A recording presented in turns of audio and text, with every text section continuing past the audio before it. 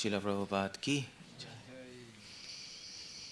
सो हम लोग पढ़ रहे हैं चैतन्य चरितमृता मध्य लीला, फर्स्ट चैप्टर 181 वर्स। यह एक और भी है, लेट मी सी, पता नहीं। एनीवे पढ़ लेते हैं, अभी बता दूंगा। 2 पॉइंट, हाँ, मध्य लीला 2.61। और क्या था? 23.31। 2.61 में भी है मध्य लीला, और 23.31 में भी है। दोनों बार कोटेड है वर्सेस चैतन्य चरितमृता में। सो क्या है श्लोक है? कृष्णदास कविराज गोस्वामी लिख रहे हैं, कोट कर रहे हैं एक्चुअली कृष्ण करनामृत से चैतन्य चरितमृता में। त्वच्छैशवं त्रिभुवन अद्भुतम् अन्यवेहि मच्चापलं च्युत च तव मम वा अधिगम्यम् तत्किं करोमि विरलं मुरलीविलासी मुग्धं मुखाम्बुजम् उदीक्षितुम् ईक्षणाभ्याम्। आप रिपीट कर सकते हैं। त्वच्छैशवं त्रिभुवन अद्भुतम् इति एव एहि मच्चापलं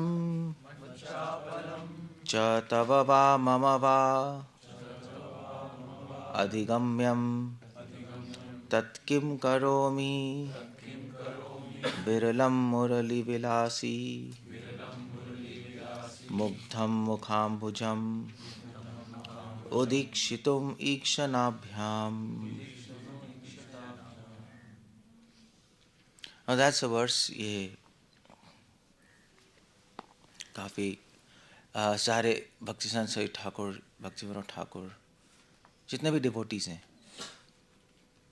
एक तो बात क्लियर है कि ये प्रेम विवर्त का वर्स है। मतलब it's a madness in love, प्रेम की पराकाष्ठा है। सो कहते हैं प्रेम विवर्त। सो बट हमारे लिए भी इम्पोर्टेंट है। श्रीमती राधा रानी कृष्ण को कह रही है, ये आइडिया। और कृष्णदास कविराज गोस्वामी कोट कर रहे हैं, ये आपने पढ़ा होगा, भाव के 9 सिम्टम्स होते हैं, नहीं, भाव अवस्था के 9 लक्षण होते हैं। हमें कैसे पता लग गया हम भाव में पहुंच गए, या हमें हमारे में भाव आ रहे हैं? उसके 9 लक्षण रूपा गोस्वामी बता रहे हैं। उसमें से एक लक्षण है समुत्कंठा, भगवान को प्राप्त करने की उत्कंठा, समुत्कंठा। अगर ये हो रहा है, अगर लालसा है भगवान को प्राप्त करने की, तो इसका मतलब है असली फीलिंग्स आ रही हैं।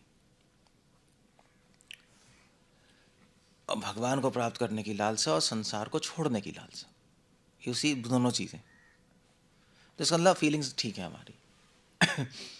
सो श्रीमती राधा रानी की भाव यहाँ पर कृष्ण के लिए।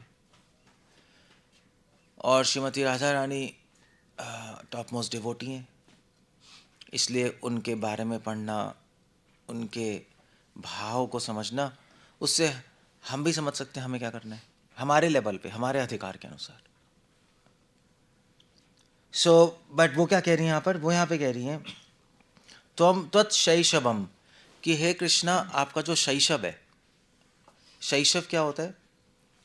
शैशव होता है यूथ, यहाँ पे यूथ मान लो, जो किशोर अवस्था है, यंग 11 to 15 ईयर्स ओल्ड। त्रिभुवन अद्भुतम इति एव एहि, त्रिभुवन अद्भुतम, अद्भुत है इस त्रिभुवन में। मीनिंग बता रहा हूँ पहले, फिर डिस्कस करेंगे। मच्चापलम, तो कृष्णा आप मेरी चंचलता जानते हैं, आप मेरी मन की एंग्जाइटी जानते हैं, और मैं आपकी जानती हूँ। आपके मन में भी एंग्जाइटी है, चपलता है अपने भक्तों पे कृपा करने की, अपने भक्तों को प्राप्त करने की। हमारे में भक्ति की चपलता है, आप में भगवान, आप में भक्त से मिलने की चपलता है। नहीं, लालसा दोनों तरफ से है। तो मैं समझती हूँ और आप भी समझते हैं, दोनों समझते हैं। तत् किम करोमि, मगर मैं क्या करूँ। विरलम मुरली विलासी, मैं चाहती हूँ कृष्णा कि मैं आपसे अकेले में, विरलम, विरला नहीं होता, अकेले में कहीं आपसे मिलूं। और मुरली विलासी मतलब कृष्णा, क्योंकि आपका मुख, आपका जब मैं स्मरण करती हूँ तो मुझे बहुत आनंद आता है और बहुत लालसा भी होती है, और मेरी आंखें आपको देखने के लिए मरती रहती हैं। इसलिए मैं एक मीटिंग चाहती हूँ आपसे। Now that's my desire, that's all. ये श्लोक है। सो अब हम क्या करें श्लोक का, क्वेश्चन ये, हम क्या कर सकते हैं। सो हमें बहुत कुछ सीखने को मिलेगा, क्योंकि गोपी भाव को एनालाइज आप करोगे तो आपको समझ आएगा प्रेम क्या है, और प्रेम क्या है तो आपको समझ आएगा भक्ति क्या है। नहीं, हमें क्या करना है, क्योंकि अगर अगर मान लीजिए अगर राजा रानी बैठ के मेडिटेट कर रही होती तो फिर हमें समझ आता ना, अल्टीमेटली हमें मेडिटेशन करनी है, टॉप मोस्ट है ना वो। अगर राजा रानी मान लीजिए बाई चांस वृंदावन में बैठ के, अकेले बैठ के ओम बोल रही होती तो हमें समझ आता है यार अभी तो हरे कृष्णा बोल रहे हैं, बाद में ओम तक पहुंचना है। नहीं, क्योंकि अल्टीमेट एंड वही है। सो वो क्या कर रही हैं, वो उनसे इस श्लोक से हमें 3 शिक्षाएं मिल रही हैं। वैसे तो ये श्लोक मध्य लीला में भी है, पद्यावली में भी रूपा गोस्वामी कोट कर रहे हैं। बहुत एक फेमस वर्स है, रूपा गोस्वामी ने पद्यावली में कोट किया, मध्य लीला में 2 बार आ रहा है, और फिर उसके बाद इसमें 3 चीज़ें हैं जो हमारे लिए, I just tell you, 3 philosophical points हैं, इससे हम समझ सकते हैं। एक तो विग्रह तत्व, दूसरा रस तत्व, और तीसरा साधना तत्व। तत्व मतलब सिद्धांत। सो 3 शिक्षाएं मिलती हैं। अगर आप, आइडिया ये है कि अगर आप प्रेम को एनालाइज करो, प्रेम मतलब राधा, प्रेम का स्वरूप ही है राधा। अगर उनको आप समझोगे तो आपको ये समझ आएगा कि कृष्ण की सेवा कैसे की जाती है, किस भाव में की जाती है, कृष्ण को क्या अच्छा लगता है और क्या अच्छा नहीं लगता। सिंपल है। नहीं, ऐसे मान लीजिए अगर आपको कोई कोई व्यक्ति है बहुत बड़ा फेमस, आपको जानना है कि भी वो कैसा है, क्या अच्छा लगता है क्या नहीं अच्छा लगता, किससे पूछोगे, उससे थोड़ा ना पूछोगे डायरेक्ट, उसकी वाइफ से पूछोगे, या कोई उसके नियर होगा उससे पूछोगे ना, जो उससे प्रेम करता है। हाँ भाई क्या अच्छा लगता है क्या बुरा लगता है बता दीजिए हमें, या कैसे बिहेव करना है उनके सामने, वो बताएंगे। ऐसी इरादा है। सो 3 चीज़ें समझ आती हैं, विग्रह तत्व, रस तत्व और साधना तत्व।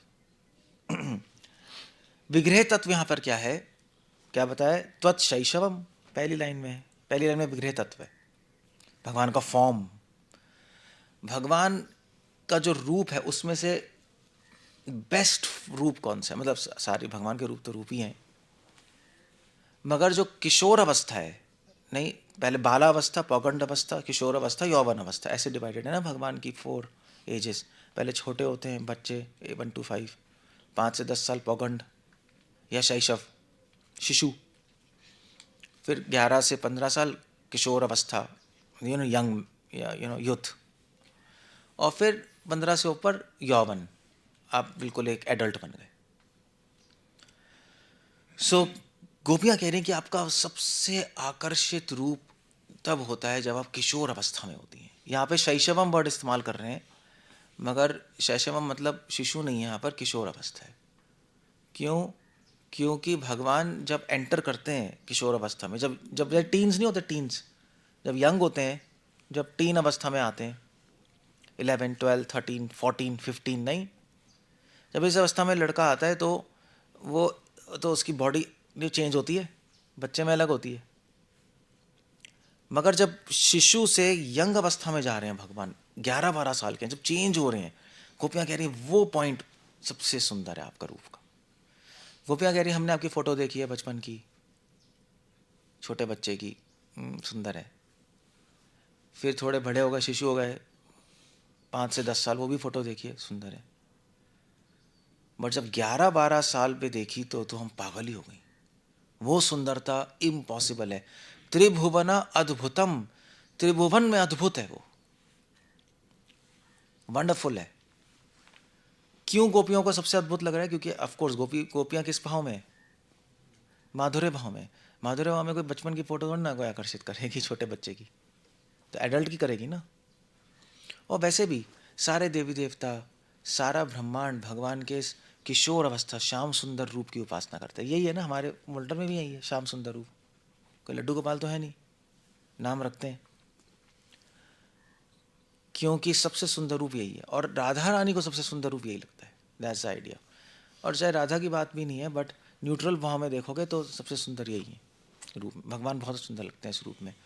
मुरली पकड़ते हैं, श्याम सुंदर, पीकॉक फेदर होता है, गोपियों के साथ खेलते हैं, अपने सखाओं के साथ खेलते हैं, like he is doing so many pass times. इसलिए यहाँ पे कह रहे हैं किशोर अवस्था। अब किशोर अवस्था में एक चीज है, आपने सुना है नव यौवनम च, वो क्या होते हैं? अंगानी सकलेन्द्रिय वृत्ति में नहीं, उसमें अद्वैतम अच्युतम अनादिम अनंत रूपम आद्यम पुराण पुरुषम नव यौवनम च। कृष्ण नव यौवनम, नए नए लगते हैं ना। नए नए कौन सी अवस्था में लगते हैं? किशोर अवस्था में। क्यों नए नए लगते हैं किशोर अवस्था में? क्योंकि जब भगवान एडल्ट हो जाते हैं 15 साल के बाद, नहीं तब तो द्वारका चले जाते हैं, द्वारका के राजा बन गए। फिर तो वो अपना एक राजा बन के लाइक एक एटिकेट्स हैं, राजा हैं, चल रहे हैं। वृंदावन में जब किशोर अवस्था में है तो हर बार नए नए लगेंगे। कभी सीरियस हो जाएंगे, कभी बच्चों के फ्रेंड खेलेंगे, कभी चीटिंग करेंगे, कभी गोपियों का रासलीला करेंगे, कभी यशोदा माँ के जाकर उनकी गोदी में बैठ जाएंगे। यू सी, नए नए मूड आ रहे हैं, नए नए भाव आ रहे हैं उस अवस्था में। तो किशोर अवस्था में वो एज अ चाइल्ड भी एक्ट कर सकते हैं, एज अ एडल्ट यंग भी एक्ट कर सकते हैं, नहीं वैसे भी बिहेव कर सकते हैं। गोपियों के साथ भी रहते हैं, यशोदा माँ का भी रहते हैं। सारी गोपियाँ कहती हैं यशोदा माँ से आके कि देखो तुम्हारा कृष्ण तो बहुत बिगड़ गया है, ये लड़कियों के साथ घूमता रहता है। तो कृष्णा पता क्या करते हैं? वो कंप्लेन करने आती है तो कृष्णा अंगूठा चूसते हैं। तो यशोदा माँ कहती है ये तो अभी बच्चा है पागलों वाली बात कर रहे हो, तुम्हें सपना देख रहे हो, ये क्या घूमेगा? तो यू सी 11-12 साल में वो दोनों बिहेव कर सकते हैं, नहीं? अभी तो 11-12 साल का बच्चा है, देखो अभी तो अंगूठा ही चूस रहा है। तो गोपियों को डांट के भगा देती हैं यशोदा माँ। मगर जब यशोदा माँ से दूर होते हैं गोपियों के साथ तो फिर बस रासलीला करना शुरू। सो दैट्स, अलग अलग मूड हो सकते हैं उस एज में। ललित, विदग्ध, धीरोधत, धीरोदात, धीर प्रशांत, धीर Lalit, he can change his mood, नहीं? चंचल है, दैट्स आइडिया। नव यौवनम, चेंज होते रहते हैं। और वैसे भी 11-12-13 साल में तो बच्चे बहुत शैतान नहीं होते, नया नया अभी जवानी आती है, like the mind is different. तो वे कहते हैं दिस इज वेरी नाइस। इस अवस्था में भगवान सबसे खुश है, इसलिए सबसे ज़्यादा आकर्षित है। भाई सेवक का एम क्या है? अपने स्वामी को खुश देखना। हम ये देखना चाहते हैं ना, सबसे ज़्यादा खुश किस एज में, ये क्वेश्चन है। तो 1 to 5 years ओल्ड सबसे ज़्यादा खुश हैं। खुश हैं, बट 1 से 5 साल में तो उनको पता है बच्चे ही हैं, अभी तो गोदी में खेल रहे हैं, दूध पी रहे हैं, ऐसे ही घर में भागते जा रहे हैं। 5 से 10 साल में सबसे ज़्यादा खुश हैं शिशु हैं, घर में ही गायों के साथ खेल रहे हैं, गाय चराने जा रहे हैं, सखाओं के साथ खेल रहे हैं, हैप्पी। बट 11-12-13-14-15 साल किशोर अवस्था में सबसे ज़्यादा खुश हैं, सबसे ज़्यादा। अब इंडिपेंडेंट भी हो गया, नहीं? जब बच्चा 11-12-13 साल का होता है तो इंडिपेंडेंट भी हो जाता है, नहीं? मैं ये करूँगा, मैं वो करूँगा, इंडिपेंडेंट हो गए। सखाओं क्या साख्य रस भी है, वात्सल्य रस भी है, माधुर्य रस गोपियों के साथ भी है, सारे रस हैं। इसलिए गोपियाँ कहती हैं त्रिभुवना अद्भुतम, तभी ये रूप सबसे ज़्यादा अद्भुत है, क्योंकि सबसे ज़्यादा रस है इसमें। कृष्ण सबसे ज़्यादा एंजॉय करते हैं। और बड़े हो जाएंगे, द्वारका में किंग बन जाएंगे तो खुश है, मगर इतने खुश नहीं है। नहीं, सनातन गोस्वामी कह रहे हैं व्रज को मिस करते हैं, तो दुखी भी रहते हैं, मैनेजमेंट भी है, राजा की तरह भी हैं, तो सबसे ज़्यादा खुश नहीं है। ये भक्त है, इसको कहते हैं विग्रह तत्व।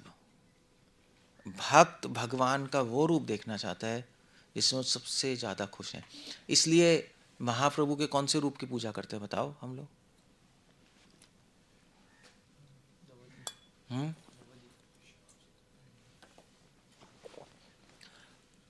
महाप्रभु के निमाए संन्यास रूप की पूजा नहीं करते हम लोग, नहीं करते ना, क्योंकि संन्यास रूप में भक्त देखना नहीं चाहते। संन्यास रूप में महाप्रभु वैराग्य दिखा रहे हैं, अपने भक्तों के साथ कीर्तन नहीं कर पा रहे, नाच नहीं कर पा रहे नवद्वीप में, और जगन्नाथपुरी में फिर विरह में भी हैं। सो वी नॉट, उनके बाल भी नहीं है, सुंदर भी नहीं है, सुंदर ड्रेस भी नहीं है, नहीं। सो पूरी तरह एंजॉय नहीं कर पा रहे उसमें, सची माँ से भी दूर हैं। अद्वैताचार्य नित्यानंद प्रभु सबसे दूर ही हो गए, वो कहाँ है, ये कहाँ है। फिर एक प्रीचिंग मिशन शुरू हो गया, नहीं? तो प्रॉब्ली महाप्रभु भी मिस करते होंगे अपने नवदीप पास टाइम्स, नहीं? उस टाइम कितना अच्छा था, हम लोग भागते थे, कीर्तन करते थे, साथ में रहते थे, गजाधार पंडित का मजाक करता था मैं। मेमोरीज तो होती हैं सबकी, इसलिए हम उस रूप की पूजा करते हैं, संन्यास रूप की पूजा नहीं करते हम। ऐसे यहाँ पर भी है, इसको कहते हैं विग्रह तत्व है।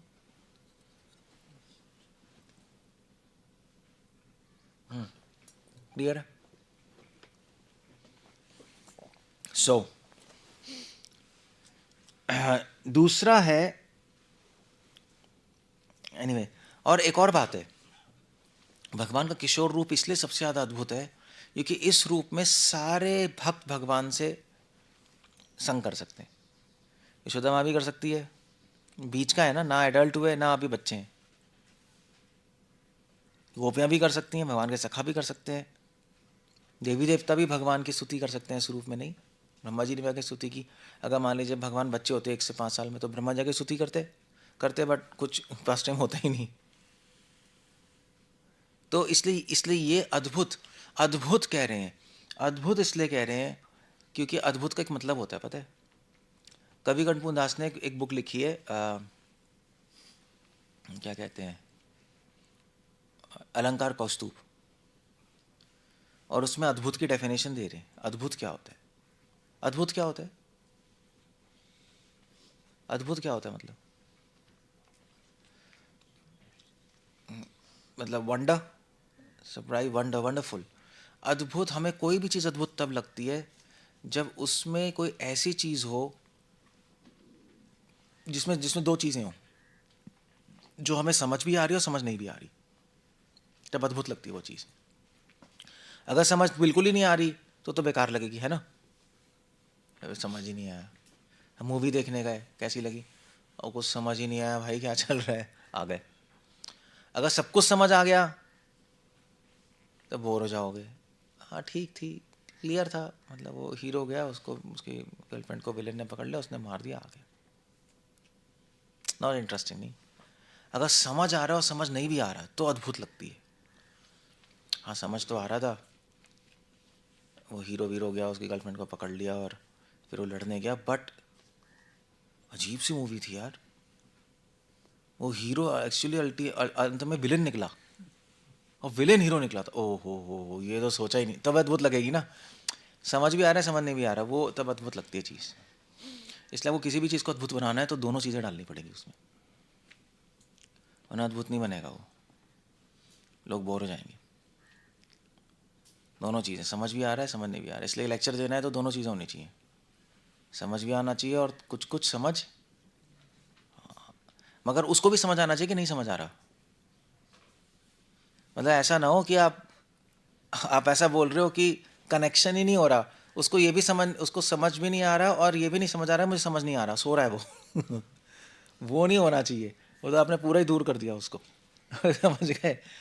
तो उसको थोड़ा समझ आना चाहिए और थोड़ा समझ नहीं आना चाहिए, और ये भी समझ आना चाहिए उसको समझ नहीं आ रहा, तब अद्भुत लगेगा। ओ यार, ये तो क्या बात है ये। तो जो कविता, जो कवि होते हैं वो ये टेक्निक यूज़ करते हैं, तभी कविताएं, मतलब यार क्या बोला है, या शेर शायरी नहीं करते, क्या बोला है, तो वो ऐसी ऐसी ऐसी इसलिए लगता है ऐसा, क्योंकि मैं आज समझ आ रहा होता है, समझ नहीं भी आ रहा होता, चीज़ें होती हैं। ऐसी चीज़ होती है अद्भुत में जो आपने सोची नहीं है, मगर जब देखोगे तो आप सोचोगे तो बहुत ही सिंपल था, मैंने सोची क्यों नहीं, तो भी अद्भुत लगेगा।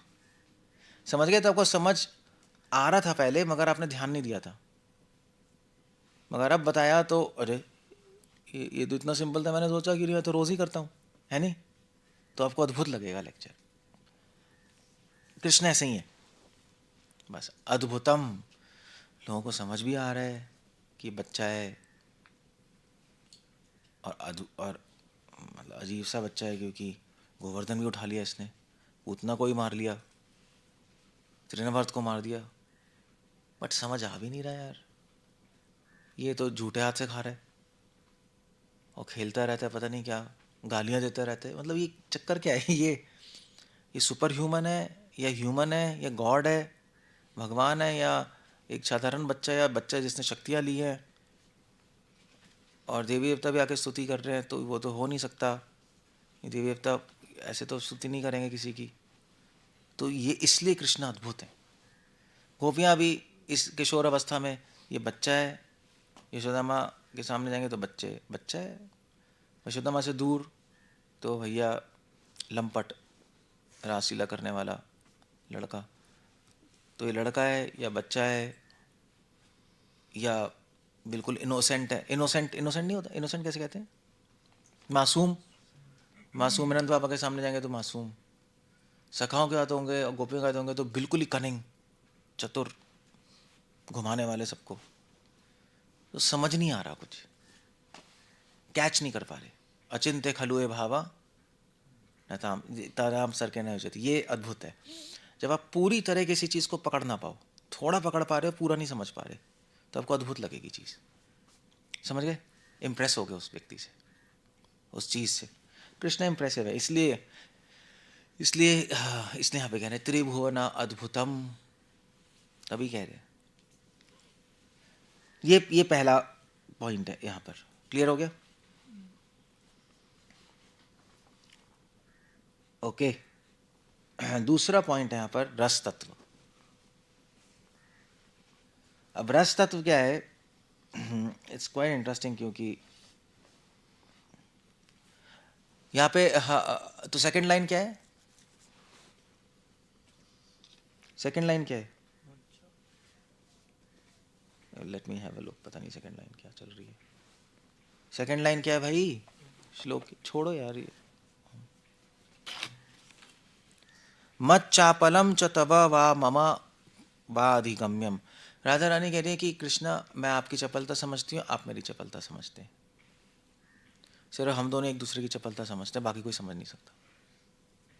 सो आइडिया क्या है? आइडिया यहाँ पे रस तत्व है। आइडिया ये है कि चपलता मतलब क्या होता है? कौन बताएगा? चपलता तो नहीं। चपलता मतलब होता है कि माइंड फोकस नहीं कर पा रहा है ना, एंजाइटी। तो राधा कह रही है कि मैं आपकी एंजाइटी समझती हूँ, आप मेरी एंजाइटी चिंता समझते हैं। लालसा यहाँ पर किस बात की लालसा? ये रस तत्व है। रस तभी आएगा जब दोनों तरफ से लालसा होगी। भक्त की लालसा होगी भगवान को प्राप्त करने की, और भगवान की लालसा होगी भक्त को प्राप्त करने की, तब रस आता है। जहाँ लालसा ही नहीं है वहाँ पे रस क्या है? नहीं। एक गर्लफ्रेंड से पूछो कि आपको अपने बॉयफ्रेंड से मिलने का मन करता है? बकवास, मन ही नहीं करता आजकल। तो कोई रस आएगा? कोई रस आएगा क्या? या गर्लफ्रेंड की मेरा बड़ा मन करता है, मैं कहा उसका नहीं करता, रस आएगा? रस नहीं आएगा, वो तो फ्रस्ट्रेशन होगी। हाँ, गर्लफ्रेंड की मेरा भी मन करता है और उसका भी करता है, तब रस शुरू होगा। होगा नहीं होगा? तब एक इंटरेक्शन शुरू होगी। तो इसको बोलते हैं रस तत्व। आइडिया ये है कि भगवान को प्राप्त करने के लिए रस चाहिए, मगर रस का मतलब क्या है? चपलता, एंजाइटी, लालसा। लालसा बेस है रस का। अगर भगवान को प्राप्त करने की लालसा नहीं होगी तो आपको मज़ा नहीं आएगा, भक्ति में आनंद नहीं आएगा। आप श्रवण कीर्तन करोगे, मज़ा नहीं आएगा, ये कुछ है ही नहीं, अंदर से कुछ है ही नहीं। ये उठ जाओ, नींद आ रही है आपको, नींद आ रही है, खड़े हो जाओ। सो कुछ है ही नहीं, कोई मतलब ही नहीं है इसका। अगर थोड़ी सी भी लालसा है कृष्ण को प्राप्त करने की, तो आनंद आएगा फिर। श्रवणम कीर्तनम इति पुंसाम अर्पिता विष्णु, प्रहलाद महाराज कह रहे हैं श्रवण कीर्तन जो करता है, मगर जब वो श्रवण कीर्तन भगवान को अर्पण करता है वो भक्ति है। अब श्रवण कीर्तन अर्पण कैसे करेंगे? लालसा से। जब कृष्ण को प्राप्त करने की लालसा होगी, फिर जब आप हरे कृष्णा बोलोगे तो बोलोगे हे कृष्णा मैं आपकी सेवा करना चाहता हूँ, यही आएगा ना फिर हृदय से, तब आनंद आएगा, तब नाम फलित होगा। ये ऐसे ही है। लालसा कब आएगी भगवान को प्राप्त करने की? जब जब सेवा, जब आसक्ति होगी। आसक्ति का भी जब सेवा करेंगे तभी सेवा कर रहे हैं। अब यहाँ से शुरू कर रहे हैं हम, सेवा करते हैं भगवान की, स्मरण करते हैं, कर रहे हैं ना अभी हम। क्यों कर रहे हैं? धीरे धीरे भगवान से आसक्ति हो और फिर लालसा आ जाए। कृष्णा मुझे चाहिए, आप चाहिए, मुझे संसार में कुछ भी नहीं चाहिए, सब बोरिंग है, ये लगने लगेगा आपको। सब बोरिंग है, ये क्या है, ये बोरिंग, ये बोरिंग, ये बोरिंग। ठीक है, डिवोटीज हैं, लोग हैं, है बोरिंग। आप इंटरेस्टिंग है, त्रिभुवना अद्भुतम, वो चीज़ आपको भगवान की अद्भुतता पता लगेगी तो आकर्षण होगा, तो लालसा आएगी, मुझे इस व्यक्ति से साथ मिलना है। ऐसा तभी तो होगा, मुझे इनके साथ ही रहना है, मुझे इनकी सेवा करनी है और इनसे मिलना है मुझे, तभी तभी मन करेगा ना, वरना मन कैसे करेगा? तभी कह रहे हैं अद्भुतम। अद्भुतम भगवान के गुण, तभी तो कहते हैं गुण स्मरण करते रहो, करते रहो, करते रहो, करते रहो। इसको कहते हैं रसतत्व।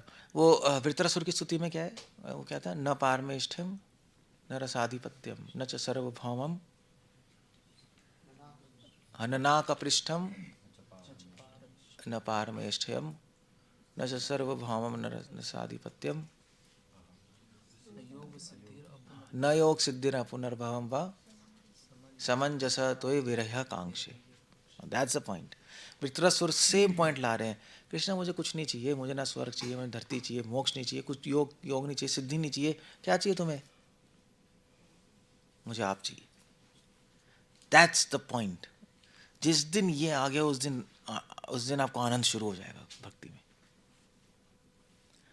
जब तक ये नहीं आया तब तक थोड़ी सी स्ट्रगल है, नहीं तब तक फाइट है अपने साथ।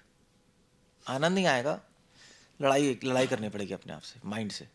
बैठ जा भाई, बैठ जा, बैठ जा, सुन ले, सुन ले, सुन ले। थोड़ा शांति अनुभव तो होगी, ऐसी संतुष्टि आएगी, बट वो आनंद नहीं आएगा। वो उसके लिए तो यही है, चपलता। चपलता यहाँ पे एंग्जाइटी, लालसा। सो ये रस तत्व है। गोपियों क्या चाहिए था? गोपियों को ना कोई कुछ भी नहीं चाहिए संसार में। क्या चाहिए गोपियों से पूछो, क्या चाहिए उनको? क्या चाहिए? कृष्ण। इसी को गोपी भाव कहते हैं। तो जिस दिन आप संसार से बोर हो जाओ, पूरी तरह भुन जाओ, संसार बेकार है, और जिस दिन कृष्ण आपको इंटरेस्टिंग लगने लगे, उस दिन आपकी भक्ति शुरू हो गई। तो आपको किस चीज़ से बोर होंगे संसार में? जो चीज़ सोच सकते हो, जो चीज़ नहीं सोच सकते, सबसे बोर हो जाओगे आप,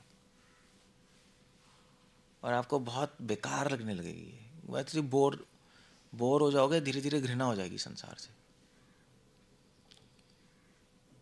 बेकार है यार, ये क्या क्या रखा है पर। काम, क्रोध, लोभ, मोह सब अनित्य है, सब खत्म हो रहा है समय के, तो इसमें क्या रखा है? कुछ नहीं रखा। जिस दिन अपने आप से भी बोर हो जाओगे, अपने आप से भी होना पड़ता है मैं भी कुछ नहीं, बकवास है। सिर्फ एक ही चीज़ इंटरेस्टिंग है, कौन? कृष्ण। गोपी ऐसी हैं। संसार से बोर होना फिर भी आसान है, अपने आप से बोर होना मुश्किल है ना? अपने आप से कैसे बोर हो? उसके लिए वो आप बुद्धि से नहीं कर सकते, उसके लिए आपको साधना से होगा। बुद्धि का खेल नहीं है वो। बुद्धि से थोड़ी ना सोचोगे मैं बेकार हूँ, बेकार, तो डिप्रेशन में चले जाओगे आप। बुद्धि से नहीं कर सकते आप। ये साधना से होता है, ये चैंटिंग से होता है, स्मरणम से होता है, को समझ आ जाएगा। सो दैट्स अबाउट साधना। सॉरी, क्या है? रसतत्व। साधना क्या है? साधना के लिए भी एक पॉइंट है इस श्लोक में। तत्किम करोमि विरलम मुरली विलासी मुग्धम मुखाम्बुजम उदीक्षितुमीक्षणाभ्याम। तो गोपियाँ कह रही है कि हम आपसे मिलना चाहती हैं विरलम, किसी प्राइवेट जगह, पब्लिक में नहीं, कहीं प्राइवेट जगह मिलना चाहती हैं हम, अकेले में।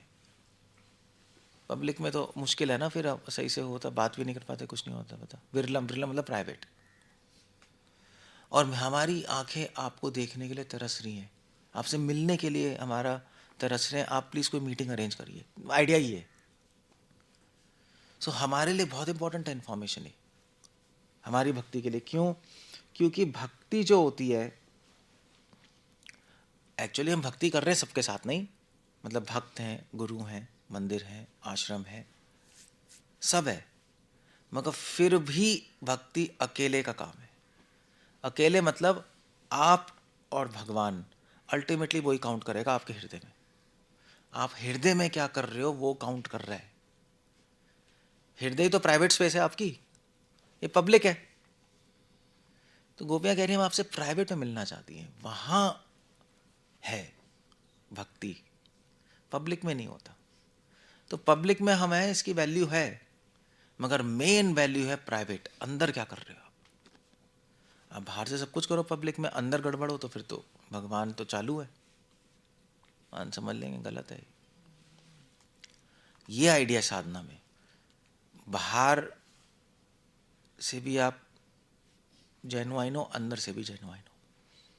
अंदर भावनाएं भगवान देखते हैं। आप बाहर से सेवा कर रहे हो, बात मान रहे हो, मगर अंदर क्या सोच रहे हो वो इंपॉर्टेंट है। सब उसी उसी पॉइंट्स मिलेंगे। भावना, कृष्ण भावना अमृत संग। आप चैंटिंग कर रहे हो, अंदर क्या चल रहा है वो कृष्णा देख रहे हैं। बाहर तो हरे कृष्णा चल रहा है, अगर अंदर गंद चल रहा है तो नाम अपराध, फिर भगवान स्वीकार नहीं करेंगे आपका नाम। मतलब अगर आप अंदर जानबूझ के गलत चीज़ सोच रहे हो, नहीं, हरे कृष्णा ठीक है, अंदर सोचते हैं क्या है, बाहर से दिखाना ही तो है हरे कृष्णा। अंदर प्लानिंग कर रहे हो, क्या करना है वो करना है, वो कृष्णा कैन अंडरस्टैंड। हाँ बात है, आप हरे कृष्णा बोल रहे हो, अंदर से मन भाग रहा है, मगर आप पकड़ने की कोशिश कर रहे हो, कृष्णा गुड, ये मन को पकड़ के मुझ में लगाना चाहता है, ओके फाइन। सो तभी ऐड नहीं आता, अंदर की बात है बस वो तो चलो अलग से ऐड था, बट आइडिया वही है।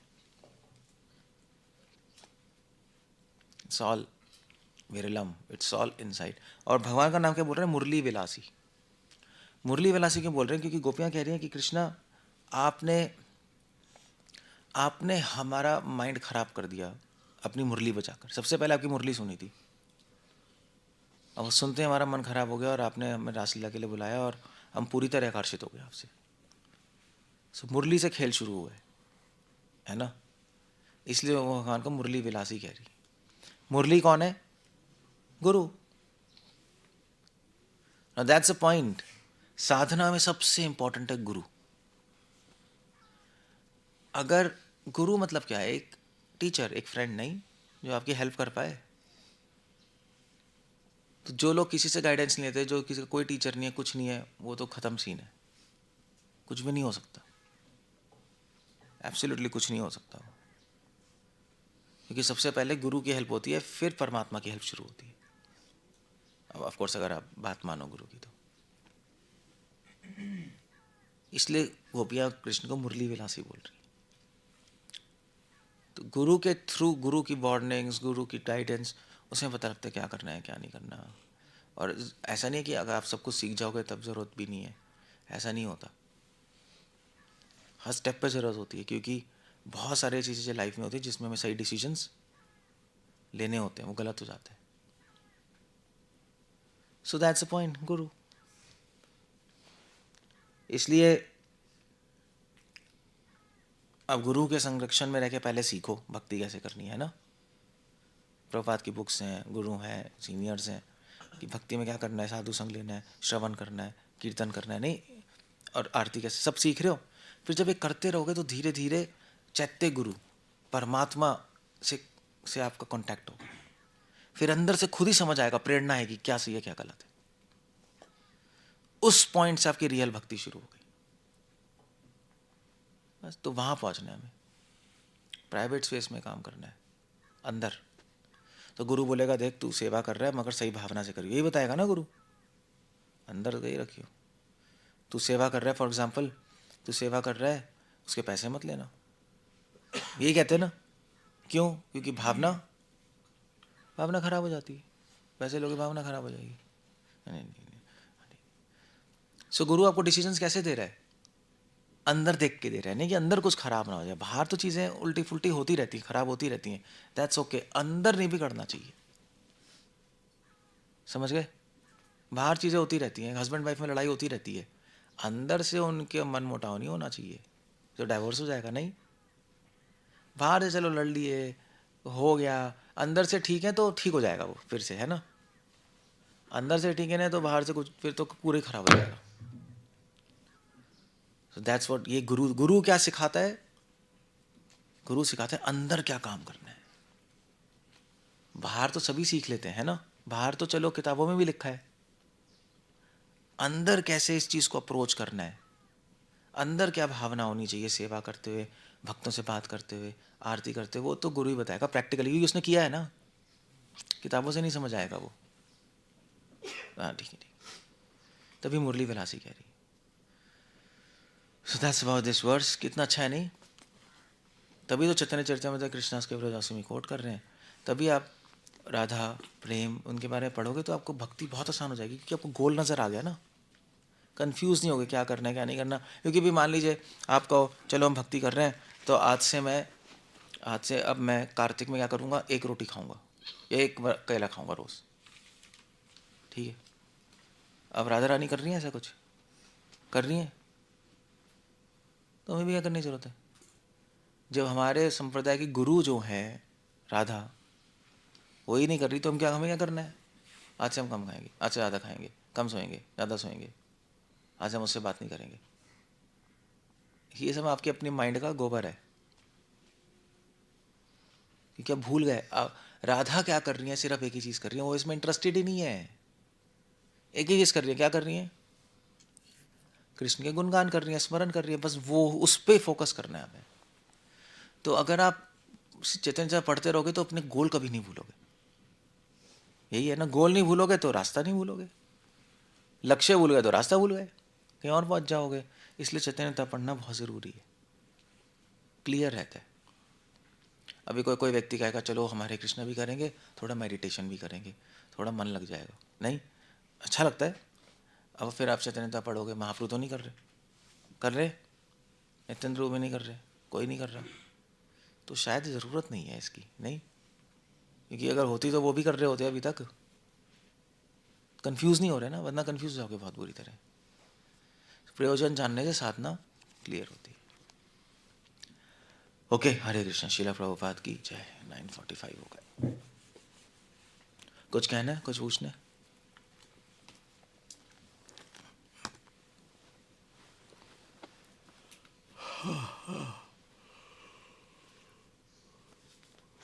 ओके। बिरलम मुरली विलासी। अभी लास्ट में जो आपने एग्जांपल दिया कि श्रीमती राधा रानी तो कुछ कर नहीं रही, इसलिए हमें भी करने की क्या आवश्यकता है।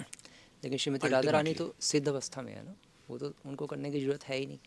नहीं तो वो हमें सिखा भी तो रही हैं कि क्योंकि बहुत सारी चीज़ें संसार में डिस्ट्रैक्शंस होती हैं ना। उद्धव गए गोपियों के पास, हाँ जी। उद्धव मेडिटेट करते थे, तो उन्होंने कहा ये क्या है, तो मैंने मेडिटेशन कहाँ पहुँच गई। उद्धव ने पूछा गोपियों तुमने कभी मेडिटेशन की है पहले? कभी नहीं की। अब नित्य सिद्ध नहीं, साधना सिद्ध गोपियों से। हमने तो नहीं, हमें तो पता भी नहीं मेडिटेशन क्या होता है, तुम्हें तो बृहस्पति से सीखा है। तभी उद्धव का दिमाग घूम गया, बिना मेडिटेशन के पहुंच गई है। तुमने कभी वेद पढ़े? पढ़ा ही नहीं। तपस्या की? कभी पढ़ा नहीं। उद्धव सोच रहे यार मैंने तो हजारों साल लगा दिए बृहस्पति के पास, ये कहाँ से कहाँ पहुंच। तभी दिमाग घूमा उद्धव का कि ये हो कैसे गया ये। तभी महाप्रभु है बताने के लिए हुआ कैसे मैजिक है। ये मैजिक है अपने में नहीं, ऐसे कैसे हो जाएगा बताओ, आदमी सोच हो ही नहीं सकता। लेकिन तो फिर महाप्रभु ने कहा प्रोसेस क्या है, श्रवण कीर्तन स्मरणम।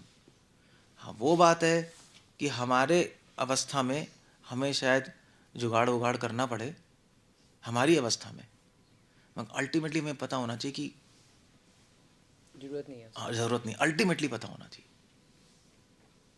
अदरवाइज हम फंस जाएंगे, एक प्लेटफॉर्म पे फंस जाएंगे हम। हमारा फोकस डिवाइड हो जाएगा। तो अभी तो जुगाड़ कर लो, अभी तो चलो हमें बहुत सारे, अभी तो लाठी भी चाहिए, अभी तो क्रच भी चाहिए, पैर ही खराब है। मगर अल्टीमेटली आपको पता होना चाहिए छोड़नी है लाठी, ऐसा नहीं कि लाठी पकड़ के चलना है पूरे जीवन, वो प्रॉब्लम है। फिर तो भैया पैर कभी सही नहीं होने वाले आपके, कभी नहीं सही होंगे। छोड़नी है यार, छोड़नी है, किसी तरह छोड़ के देखो।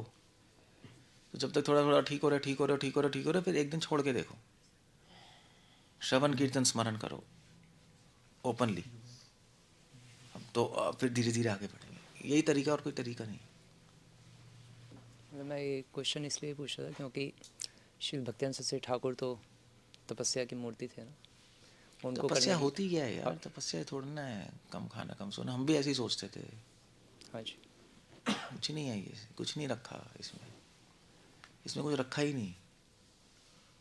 वो उनकी तपस्या है, वो राधा रानी और कृष्ण के विरह में थे अंदर, वो देख नहीं पाए लोगों ने बाहर से देख लिया ऐसा करते हैं, अंदर नहीं झांक पाए। बाहर से तो इसलिए कर रहे थे सहजियों को काटने के लिए, वो एक एजेंडा था उनका।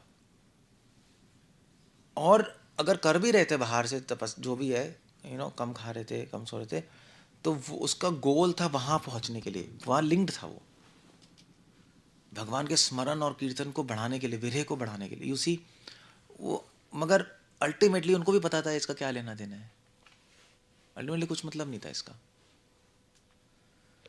तभी मैं पूछ रहा था क्योंकि कि भक्ति ठाकुर तो नहीं कर रहे थे। लेकिन हमारी अवस्था में ये। हमारी अवस्था नहीं, आपकी अवस्था या इसकी अवस्था स्पेसिफिक है। हाँ जी। हो सकता है किसी को जरूरत ना पड़े, फिर क्या कहोगे? सब अलग अलग है ना, वो हमें माइंड करना है। सब अलग अलग है, मगर सबको एक चीज तो करनी है, श्रवण कीर्तन स्मरण, इसमें कोई डाउट नहीं है, यही गोल है। बाकी आपके एडजस्टमेंट आपके हिसाब से, मेरे हिसाब से मेरी, आपके आपके हिसाब से, आपके आपके हिसाब से, उसमें हम यूनिवर्सल रूल कोई नहीं बना सकते। क्योंकि अगर मान लीजिए किसी का जॉनर ही नहीं है तपस्या करने का, तो कराओगे वो परेशान होगा, श्रवण कीर्तन रुकेगा उसका, वो प्रॉब्लम है। किसी की हैबिट है वो करेगा तो उसका बढ़ेगा। अल्टीमेटली अनुकूल से संकल्प हाँ, प्राकृतिक से और क्या, वश। अल्टीमेटली इसलिए मैं कह रहा हूँ ये तपस्या नहीं है, ये जुगाड़ है। तपस्या सततम स्मरते हो विष्णु, बस यही तपस्या है। जो रूपा गोस्वामी ने कह दिया, उसके बाद आपका अपना जुगाड़ है, वहां कैसे पहुंचो। गौड़िया वैष्णविज्म में अल्टीमेट तपस्या भगवान से विरह अनुभव करना, जो महाप्रभु बता के गए, वहां पहुंच जाओ। अभी तो नहीं है वहां। या तपस्या हमेशा सेवा भाव बना के रखना, हमारे लेवल पे हमेशा सेवा भाव बना के रखो, उसको मत बिगड़ने दो, वो भी तपस्या नहीं। क्योंकि लाइफ में ऊपर नीचे नहीं होगी चीज़ें, कोई कुछ बोलेगा, सेवा भाव खराब होगा, वो खराब मत होने दो। वो एक बहुत सॉलिड तपस्या है, क्योंकि वो एक बहुत सटल लेवल पे चल रही है। नहीं, ये खाना पीना सोना ये तो चमार है, ये तो बाहर से कर रहे हैं हम, और हमें अच्छा भी लगता है, देखने में बड़ा इंप्रेसिव लगता है, हम करते भी हैं। मगर धीरे धीरे आप समझ जाओगे नहीं यार, ये फिर भी आसान है, ये करना, सेवा बना के रखना हर सिचुएशन में, बच्चों की बात नहीं है। तो मर्द हो तो ये करके दिखाओ ना, हिजड़े हो तो वो कर लो, कोई प्रॉब्लम नहीं है। और वो जुगाड़ का, अभी तो जुगाड़ करना पड़ेगा हमें। ठीक है भैया, आप दबा के ठूस के खा रहे हो, सोते जा रहे हो, कम खा ले भाई। अभी तो चलो आप इस लेवल, मगर ये हम इस लेवल पे कब तक अटके रहेंगे? नहीं, बस ये पॉइंट है, बस ये। यदि किसी का तपस्या करना अनुकूल है उसकी स्मरण के, कर ले, तो कर ले। कर अगर ले, किसी का ज़्यादा खाना अनुकूल है स्मरणम के, तो कर वो ले। खा ले। हाँ जी। तो फिर हम तपस्या जो कर रहा है उसको फिर हम ये भी ना कहें कि तपस्या करना गलत है। वो इसलिए गलत है क्योंकि वो उसे आसक्त होगा, इसलिए। लेकिन उसके लिए स्मरणम क्योंकि के ये अनुकूल तपस्या हो रहा नहीं है, तपस्या करना गलत नहीं है, ये तपस्या नहीं जुगाड़ है। नहीं तो, लेकिन अभी आपने कहा ना अगर तपस्या स्मरणम के वो अनुकूल तो है। मैं शब्द का खेल है। हाँ जी। जुगाड़ अनुकूल है तो कर लो, जुगाड़ अनुकूल नहीं तो मत करो। भक्ति के एंगल से तपस्या नहीं है, मुझे तो समझ आ गया, ये तपस्या नहीं है। तपस्या क्या है? स्मरण और सेवा भाव, दैट्स ऑल। अब बाकी आपका जुगाड़ है, उस जुगाड़ को तपस्या नाम दे दो, हमारी प्रॉब्लम है। क्योंकि हम हमारे वो है ना, ब्रेन वॉश्ड है ना हम, हमें बचपन से है ना कि वो योगी देखा है ना हमने इंडिया में, तो हमें लगता वो है। और एक लेवल पे है भी, मगर वो योग के राज्य में, योगियों के राज्य में उसको तपस्या कहते हैं, प्रेम के राज्य में इसको तपस्या नहीं कहते। चक्कर ये, तो हम चेंज कर रहे हैं ना, हम किसी और किंगडम से किसी और रास्ते पे आ रहे हैं। नहीं, फिर क्वेश्चन उठता है कि भक्तिवेदांत से ठाकुर, रघुनाथ दास गोस्वामी ये सब क्यों कर रहे हैं? कर नहीं रहे प्रभु, स्पॉन्टेनियस हो रहा है उनका, कुछ नहीं हो रहा। नहीं तो शरीर खराब हो रहा है, अगर स्पॉन्टेनियस हो रहा है तो भूल रहे उनको हैं, भूल रहे हैं, भूल रहे हैं, भूल जाते हैं वो, उनको याद ही नहीं आ रहा कुछ, वो समझ ही नहीं आ रहा क्या हो रहा है। महाप्रभु कोई तपस्या थोड़ा ना कर रहे थे, हम भूल ही रहे थे, ना दिन पता ना रात पता, कुछ समझ ही नहीं आ रहा। बल्कि भक्ति में तो शरीर का ख्याल रखना ज़रूरी है, क्योंकि शरीर भगवान का टेम्पल है ना, वो भी एक एंगल है।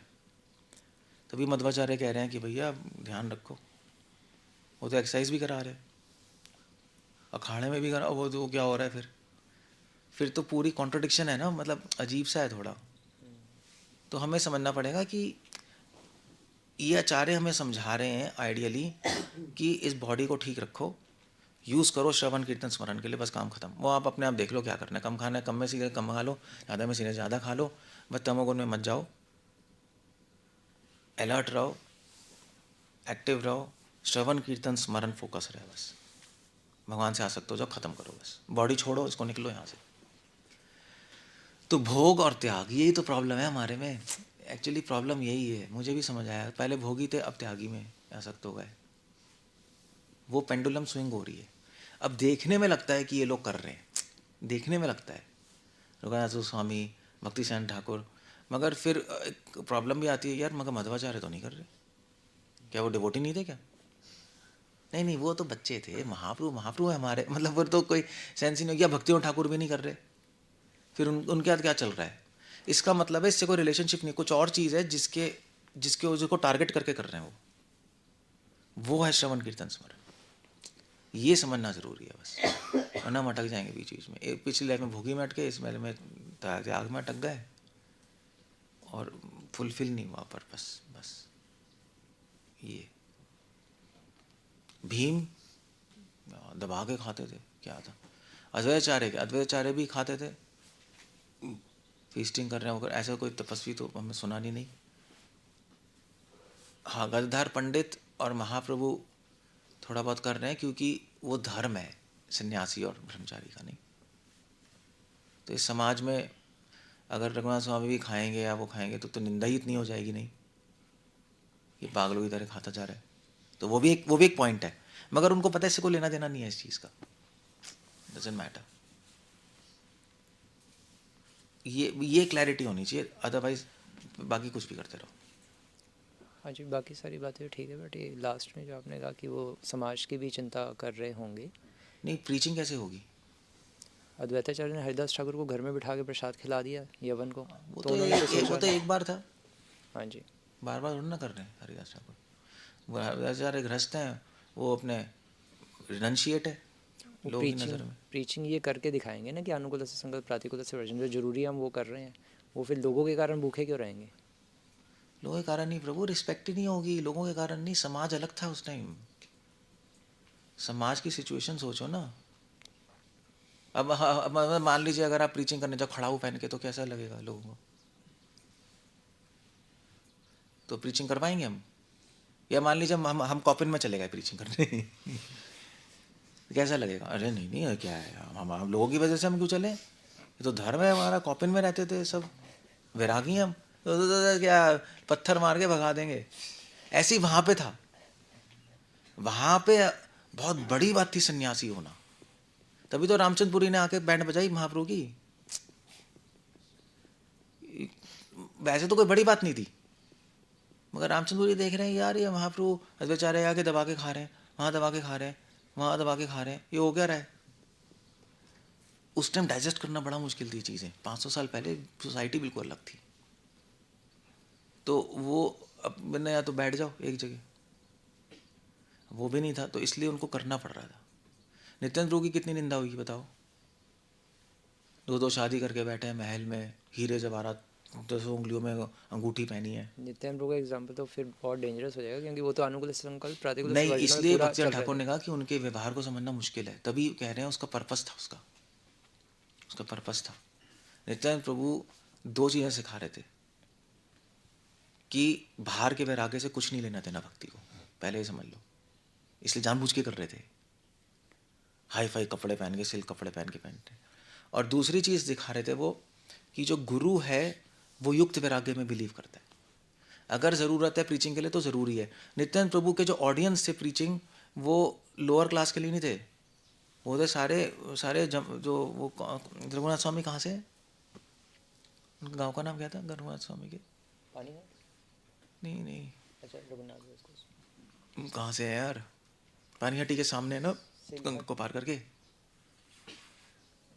हम भी तो गए थे वहाँ, है तो वहाँ पे तो महाप्रभु का ऑर्डर था कि तुम सारे बड़े बड़े जो ज्वेलर्स हैं उन और जमींदार उनको प्रीचिंग करो, क्योंकि मैं नहीं कर पाऊंगा, मैं सन्यासी हूँ और मैं यहाँ पे बैठा हूँ, उनको टारगेट करो।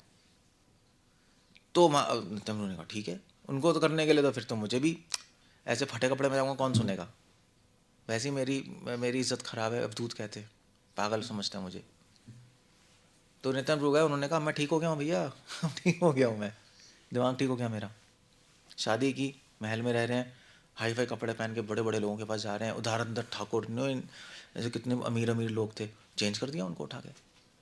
तो प्रीचिंग के लिए उन्होंने युक्त वैराग्य दिखाया, करना पड़े तो कर लो, ये मत सोचो मैं वैरागी हूँ नहीं हूँ, दैट ये भक्तियान ठाकुर कह रहे हैं, ये दिखाया उन्होंने, एग्जाम्पल सेट किया, उससे पर्पस था उसमें पीछे, वो कर पाए आसानी से। अगर वो उनको लगता तपस्या यही है, कम खाना कम सोना और इधर उधर भागते रहना, तो कर ही नहीं पाते, उन्हें दोनों करके दिखा दिया, उन्होंने कहा ज़रूर है तो कर लो। भक्तियान ठाकुर ने एग्जैक्ट नित्यानंद प्रभु को फॉलो किया, उन्होंने कहा बेटे अब धोती पहननी है मठ में पहनूंगा, जब राधा कुंड जाऊंगा तो सूट बूट पहन के जाऊंगा, अब बताता हूँ, ज़रूरी है प्रीचिंग के लिए, कर लिया।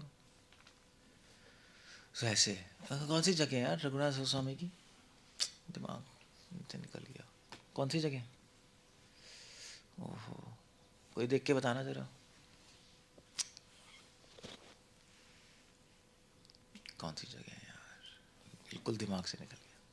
जहाँ से रघुनाथ दास गोस्वामी है वहाँ पे सारे के सारे अमीर लोग रहते थे, मतलब it was a very rich place, वहाँ पे स्पेशली उन्होंने प्रीचिंग की, तो तभी पानीहट्टी में रहे, बिल्कुल सामने ही है, पानीहट्टी क्रॉस करके फिर ये है जगह, सप्तग्राम, हाँ आई थिंक सप्तग्राम ही होगा शायद, कृष्णापुर लिखा है कृष्णापुर, हाँ एक्चुअली सप्तग्राम में कृष्णापुर है, सप्तग्राम था, सप्तग्राम वो पूरा एरिया ही भरा पड़ा है,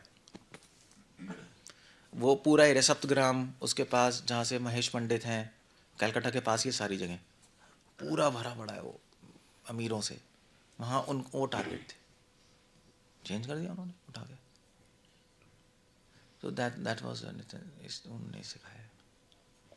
बल्कि आप जो कह रहे हो नित्यानंद प्रभु ने बिल्कुल उल्टा सिखाया है, ये तपस्या क्या है, तपस्या आपको आपका सेवा भाव खत्म नहीं होना चाहिए, उसके लिए आप कुछ भी करने को तैयार हो जाओ, ज़रूरत है तो, बस ऐसे ही। ओके ठीक है। अकॉर्डिंग टू ब्रज सेवा भाव क्या है? ये तो बता रहा हूँ, पूरी रामायण में वो सीता किसका बाप है ना कृष्ण के गुणगान करना, स्मरण करना, बस वही है। ये तो सेवा में तो फिजिकली भी करना पड़ेगा ना उनको कुछ, हाँ तो करते हैं वो भी, लेकिन you are telling what internal, मतलब इंटरनल होगा तो एक्सटर्नल भी तो करेगा, इंटरनल थोड़ी ना चलता रहेगा, अंदर होगा तो बाहर भी आ जाएगा, बाहर होगा तो शायद अंदर ना जाए। वो कृष्ण गुणगान कर रहा है, वो कृष्ण का नाम ले रहा है, तो क्या करेगा ब्रज में बैठ के, परिक्रमा करेगा, डीटी वर्शिप करेगा, अपने आप ही करेगा ना कुछ, खाली थोड़ी ना बैठेगा, खाली कैसे बैठे, हाँ वो समाधि में है गुणगान करते वो बात अलग है, जैसे नाम लेगा या तो 24 घंटे कर रहे हैं ब्रज में बैठ के, 2 घंटे नाम लेते हैं जो अच्छे लोग हैं, अंदर सब कुछ है बाहर से सो रहा है, ऐसे कभी होता है, वहाँ से पागल बनती है वो तो फिर। गोपियाँ तो विरन है ना, वो कुछ कर ही नहीं पाती, हाँ, उनका अलग चल रहा है ना। तो सेवा करेंगे क्या? सेवा उनकी, गोपियों की सेवा तो सबसे बड़ी सेवा है। मानसी से कृष्ण को बहुत अच्छा लगता है उनको देखकर, बस वही सेवा है। ओके, हरे कृष्ण। श्रील प्रभुपाद की जय।